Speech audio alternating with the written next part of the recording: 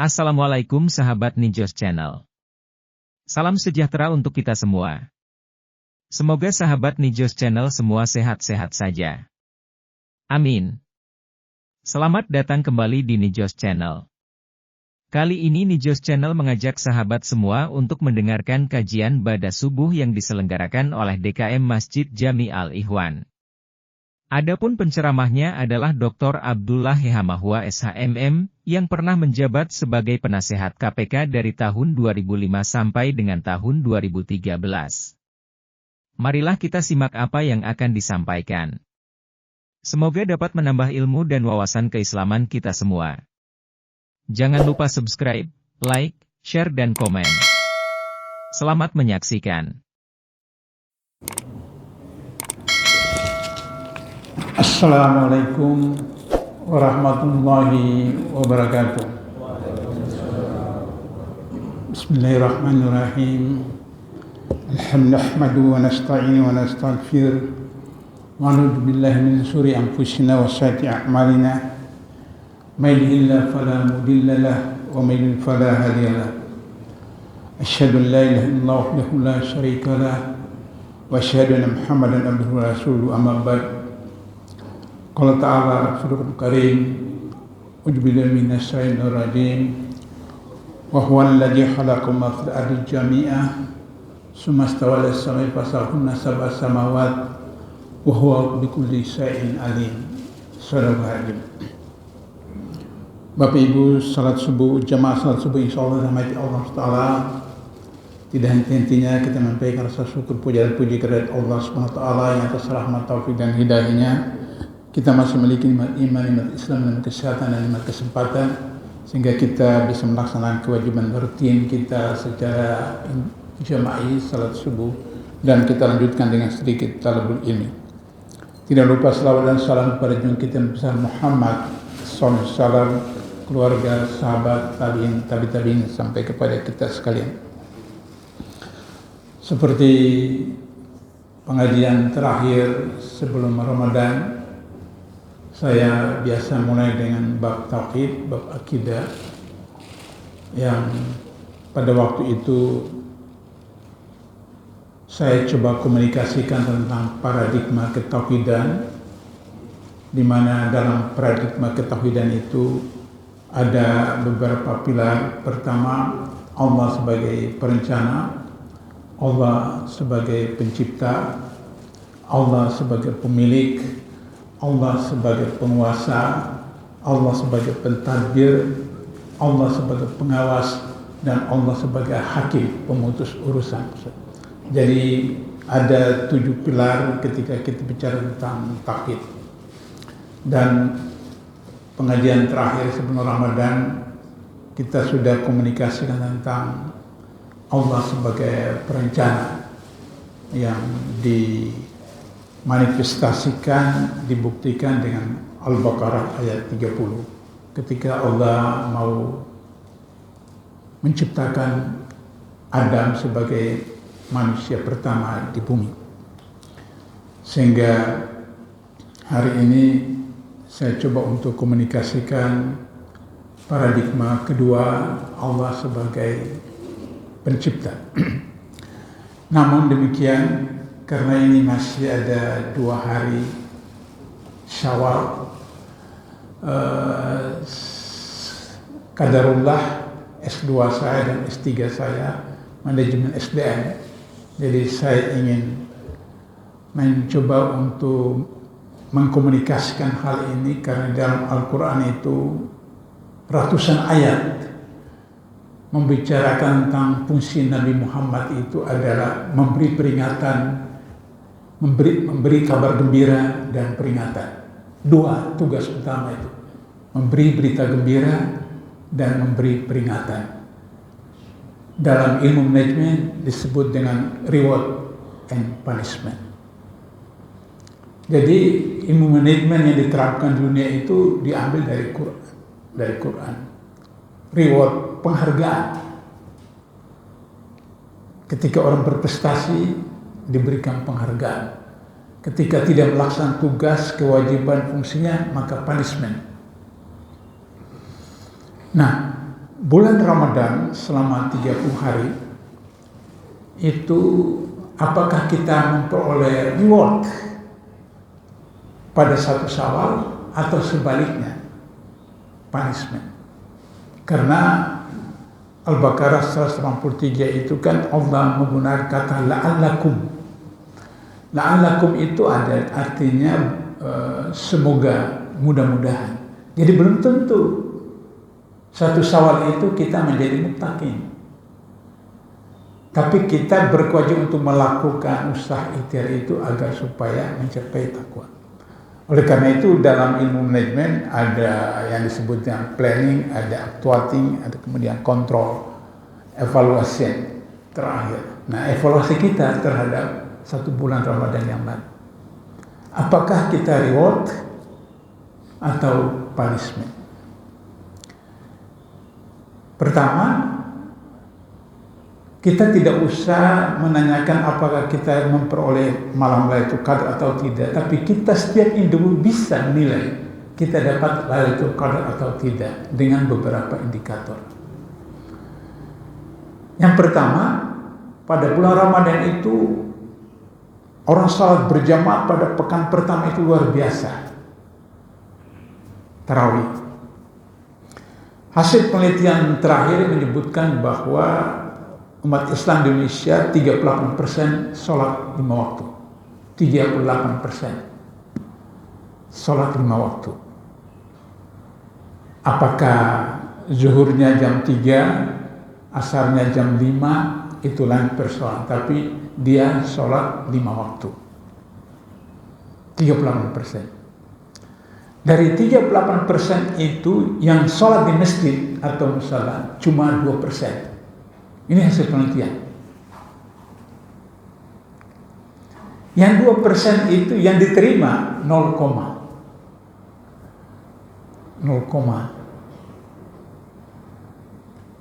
indikatornya diterima, semua ibadah diterima karena ridha Allah. Inna sholati wa nusuki wa mahyaya wa mamati lillahi rabbil alamin. Lantas bagaimana dalam sholat itu hanya berapa ridha Allah? Indikatornya adalah tumanina. Indikatornya adalah tumanina. Tumanina itu yang menunjukkan tentang keikhlasan mengharapkan ridha Allah. Qadarullah masjid ini dan beberapa masjid yang saya datangi itu tumanina. Baru 2 hari lalu saya kembali dari Malaysia. Saya sholat di kota Shah Alam, Kuala Lumpur. Kemudian saya perjalanan 4 jam ke Kuantan, Pahang. Anak bungsu saya tinggal di sana. Yang menarik adalah bahwa yang hadir dalam salat subuh dan ikuti pengajian 90%, bahkan 95% adalah camat. Camat yang hadir, calon mati. Jadi di atas 60 tahun, mereka yang sudah pensiun. Jadi tidak buru-buru pergi kantor kerja, jadi seperti itu. Dan saya perhatikan tidak terlalu beda dengan di Indonesia. Cuma tumaninanya ada. Misalnya ketika ada perbedaan di Indonesia, lebih tumanina di sana dalam soal ini. Ketika imam waladhdallin, kalau bisa langsung makmum amin. Tapi kalau di sana tidak, sesuai dengan hadis, ketika aminnya makmum bersamaan dengan imam, diijabah Allah. Jadi sehingga begitu makmum itu begitu amin imam tidak langsung amin. Waktu imam waladhdallin, makmum tidak langsung amin, tapi bersamaan dengan imam. Jadi ketika imam amin bersamaan, itu hadisnya sahih. Jadi ketika amin makmum bersamaan dengan imam, maka itu diijabah. Jadi indikator pertama bahwa kita dapat Lailatul Qadar adalah bahwa sholat kita yang tadinya zuhur itu jam 2 atau jam 3, asar itu jam 5 atau setengah 6, maka kemudian kita on time, itu kita dapat Lailatul Qadar. Itu indikator pertama. Begitu azan, semua kegiatan dihentikan. Apa saja, di rumah, di kantor, di sawah, di pasar, dihentikan. Bapak Ibu yang punya pengalaman ke Madinah dan ke Mekah, begitu azan, semua bergerak. Yang hotelnya atau kantornya dekat dengan Masjidil Haram, bersambung dengan jamaah luar, langsung pasang sejadah di situ. Kemudian yang kedua, karena tadi dari 38% hanya 2% sholat di masjid atau musola, maka indikator kedua adalah sebelum Ramadan kita sholat di rumah atau di tempat lain, di kantor, usahakan kita mulai dengan sholat 5 waktu di masjid atau musola. Para ustadzah sudah sering mengemukakan hadis ini. Kata Rasulullah, jika aku tidak kasihan kepada ibu-ibu di kota Madinah itu, aku perintahkan bakar rumah-rumah mereka supaya kaum laki-lakinya datang ke masjid. Saya sudah pernah kemukakan beberapa waktu lalu bahwa dari 4 imam, cuma Imam Syafi'i yang mengatakan laki-laki sholat di masjid atau musola sunnah mu'akkad, sunnah yang dekat dengan wajib. 3 imam mengatakan wajib laki-laki sholat di masjid atau di musola, karena hadis yang tadi, jika aku tidak kasihan kepada kaum ibu, aku perintahkan dibakar rumah-rumah itu di Madinah supaya kaum laki-lakinya datang ke masjid. Sebab ketika salat berjamaah itu, innamal mu'minuna ikhwa, orang-orang mukmin itu bersaudara, itu tercermin, terrefleksi. Siapapun dia, penjahat, pencuri, koruptor, musuh apa, tapi ketika di masjid, maka kemudian kita tidak bisa kemudian karena di sebelah kanan saya koruptor, terus saya tidak salam assalamualaikum, saya tidak salam assalamualaikum pada ini pencuri, ini koruptor, tidak, tetap. Sehingga di dalam sholat berjamaah di masjid atau musola itu kita memperoleh salam sejahtera dari jamaah di sebelah kanan kita dan sebelah kiri kita. Ikhwah itu salah satunya ada di masjid. Bahkan secara tradisional, meskipun itu tidak di Mekah, di Madinah atau di beberapa negara, tapi kemudian satu manfaatnya adalah kemudian setelah saya sholat bersalam-salaman seperti itu, menunjukkan tentang keakraban. Yang ketiga,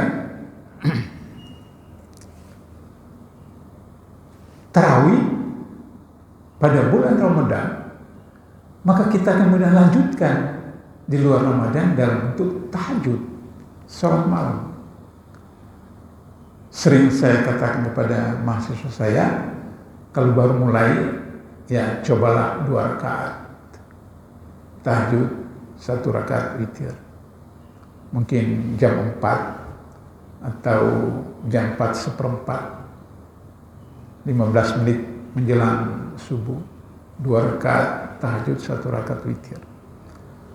Nanti kalau sudah biasa 8 rakaat tahajud dengan surah-surah agak pendek, 3 rakaat witir ikut Nabi, Sabihis, Kuliah dan Al-Ikhlas. Kalau sudah menjadi hobi, maka kemudian 1 juz 8 rakaat. 3 rakaat witir tetap seperti biasa. Jadi untuk soal sholat ini saya ingin komunikasikan bahwa selama ini kita sholat karena kita merasa itu kewajiban.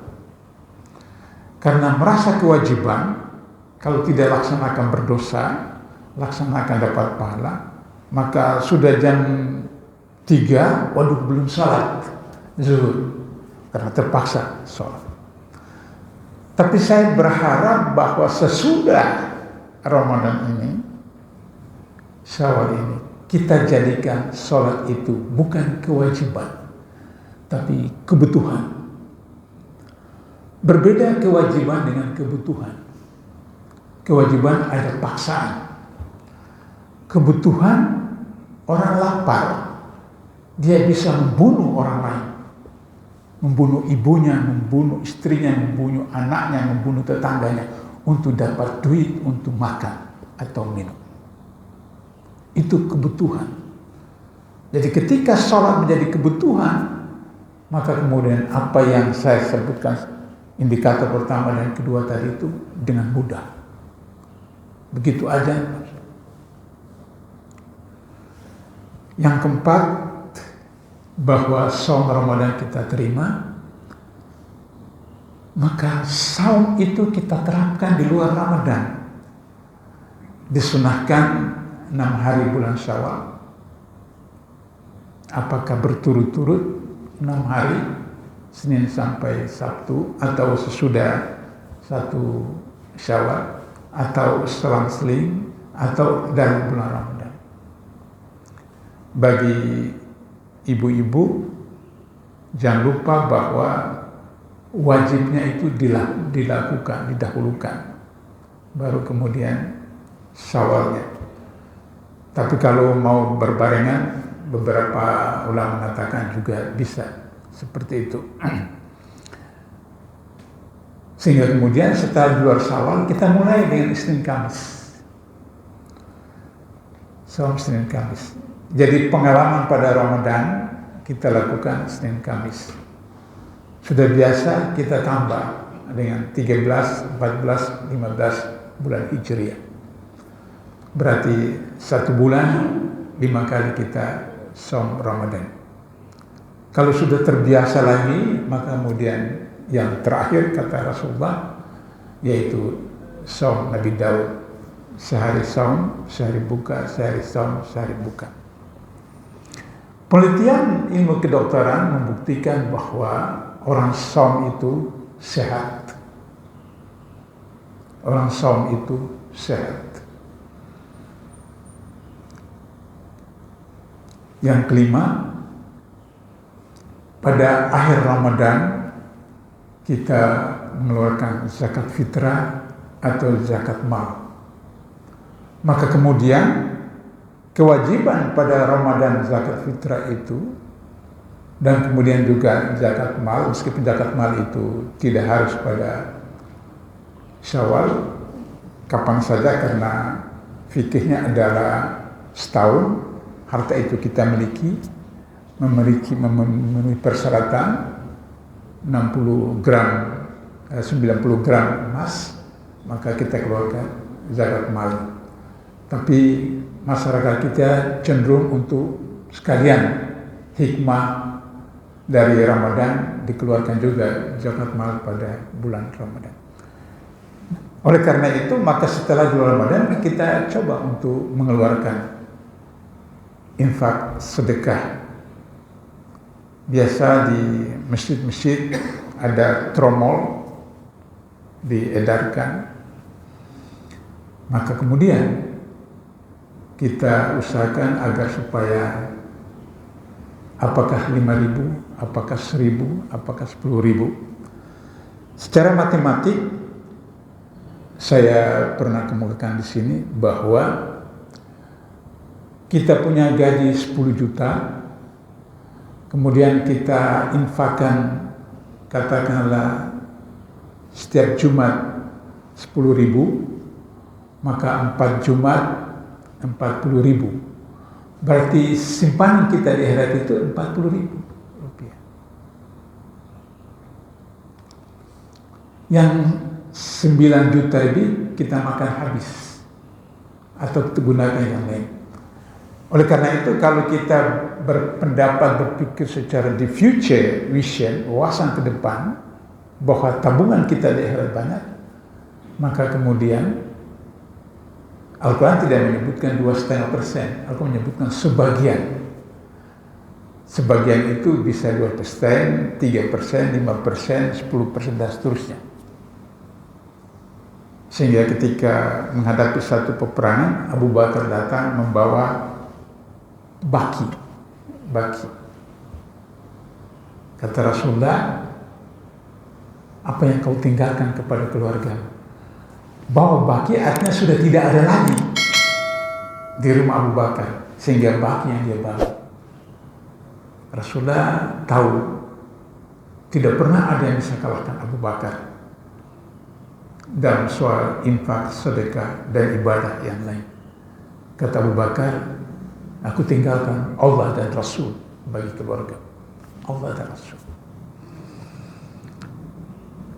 Nah, saya kira ini 5 indikator untuk bisa menjadi renungan kita bahwa kalau Ramadan kita kemarin itu diterima atau tidak. Sebagai penutup,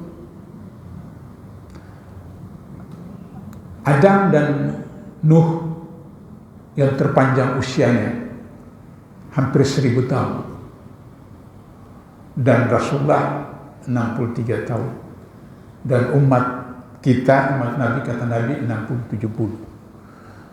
Berarti pahala yang dilakukan oleh umat Nabi Muhammad tidak bisa mengalahkan pahala yang dilakukan oleh Adam dan Nuh, karena 1000 tahun, hampir 1000 tahun. Tapi ternyata secara matematik tidak. Allah menyediakan sedemikian rupa sehingga investasi ukhrawi, pahala yang diperoleh oleh Nabi Muhammad dan umatnya itu tidak kalah dengan Adam dengan Nuh. Karena Lailatul Qadar itu 1000 bulan. Ketika mendapatkan Lailatul Qadar sama dengan 1000 bulan, berarti hampir 90 tahun. Nabi 9 tahun karena kewajiban saum pada tahun kedua Hijrah, maka bisa dihitung 9 kali 90 tahun, sehingga total Nabi itu hampir sama dengan Adam dan Nuh, 900 tahun lebih. Investasi ukhrawi. Jadi kalau kita juga mengikuti Nabi, katakanlah dari umur 15 tahun balik atau 17 tahun balik sholat, dan kemudian sampai 60-70 tahun, dari sekian puluh tahun itu satu kali saja kita dapatkan Lailatul Qadar, berarti 1000 bulan, maka kemudian pahala usia kita itu juga tidak kalah dengan umat Nabi Musa dan Nabi Isa. Kata Rasulullah, umat Nabi Yahudi diberikan kesempatan 1 hari, umat Nabi Isa diberi kesempatan 1 hari, umat Islam juga dikasih 1 hari. Tapi kata Rasulullah, Allah menambahkan setengah hari. 1 hari Allah, 1 hari Quran itu 1000 tahun. 1000 tahun. Jadi berarti 1 abad. Dan kemudian 1000 tahun Nabi Musa, 1000 tahun Nabi Isa, tapi kemudian Nabi Muhammad itu 1500 tahun. Hari ini kita berada pada abad ke-15. Berarti berdasarkan hadis ini, maka umat Islam akan berakhir pada abad ke-15 Hijriah ini. Sekarang 1446. Berarti tinggal lagi 54 tahun. Apakah terjadi? Itu kuasa Allah. Dan berdasarkan hadis itu 54 tahun umat Islam di dunia Allah akan ambil, karena Allah cinta kepada umat Islam.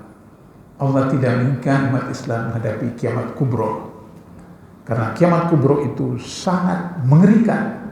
Dalam Al-Quran dijelaskan seperti kupu-kupu, kapas-kapas berterbangan, galaksi-galaksi itu berterbangan, dan itu mengerikan. Karena itu maka umat Islam dimatikan seluruhnya, seluruh dunia, baru kemudian kiamat kubro. Tapi sebagai kesempatan untuk, karena saya diberitahu oleh Ketua DKM supaya ada kesempatan banyak pada tanggung jawab, jangan kita lakukan suatu ibadah karena kepentingan tertentu. Rabi' al-Adawiyah, sufi wanita, mengatakan, "Ya Allah, jika surga Engkau masukkan aku ke dalam surga, tapi membuat aku jauh dari Engkau, jangan masukkan aku ke dalam surga. Sebaliknya kalau neraka itu Engkau masukkan ke dalam neraka, membuat aku dekat dengan Engkau, masukkan aku ke dalam neraka." Begitulah cinta Rabi' al-Adawiyah. Karena nikmat yang terbesar menurut Quran di surga adalah menatap wajah Allah, bertemu dengan Allah, menatap wajah Allah. Itu nikmat tertinggi di surga. Karena itu Rabi' al-Adawiyah mengatakan, kalau aku masuk surga tapi itu menjauhkan aku dari Engkau, jangan masukkan aku ke dalam surga. Tapi kalau aku dimasukkan neraka, itu membuat aku dekat dengan Engkau, masukkan aku ke dalam neraka. Jadi oleh karena itu hadis tadi saya katakan, jangan membuat kita kemudian, wah ini bagaimana. Lakukan saja, Allah yang menentukan kapan. Karena orang meninggal bukan karena sakit, tapi orang meninggal karena waktunya sudah sampai. Kalau orang meninggal karena sakit, dokter tidak meninggal. Tapi orang meninggal karena waktunya sudah sampai. Dan dalam salah satu hadis, seseorang meninggal ketika jatah rezekinya sudah habis. Ketika jatah rezekinya 1000 ton beras itu masih ada 1 kilo, dia belum meninggal. Tapi begitu jatah 1000 ton beras itu habis, dia meninggal. Oleh karena itu kita ikuti saja kaifiat Rasulullah, para sahabat, mudah-mudahan bisa kita dapatkan yang tertinggi dari pahala Ramadan. Jadi oleh karena itu surat Al-Baqarah ayat 29 yang tadi saya sampaikan, itu kita akan bahas nanti pada pengajian yang akan datang, Allah sebagai pencipta. Karena hari ini saya selingi dulu dengan evaluasi terhadap Ramadan kita.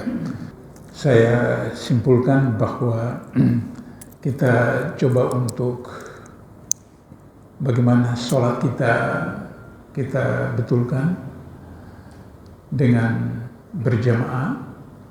Alhamdulillah kalau di masjid atau di musola, di kantor juga ada musola, kantor-kantor juga ada musola, maka kemudian juga bisa sholat di musola di kantor. Ketika waktu istirahat 1 jam, niat juga itikaf, sehingga ketika selesai sholat ya bisa buka Quran, ada di dalam HP sudah ada Quran, bisa baca 1 ayat dan seterusnya, sehingga kemudian menggunakan circle, lingkaran 1, lingkaran 2, lingkaran 3 sampai optimal. Mudah-mudahan bisa mencapai tingkat yang optimal. Kita tutup dengan doa kepada majelis. Subhanaka Allahumma asyhadu an la ilaha illa anta astaghfiruka wa atubu ilaik. Billahi taufiq wal hidayah. Wassalamualaikum warahmatullahi wabarakatuh. Terima kasih sudah menonton video ini sampai selesai. Jika video ini memberi manfaat, jangan lupa untuk like, share, dan subscribe. Wassalamualaikum warahmatullahi wabarakatuh. Sampai jumpa di video selanjutnya, hanya di Nijos Channel.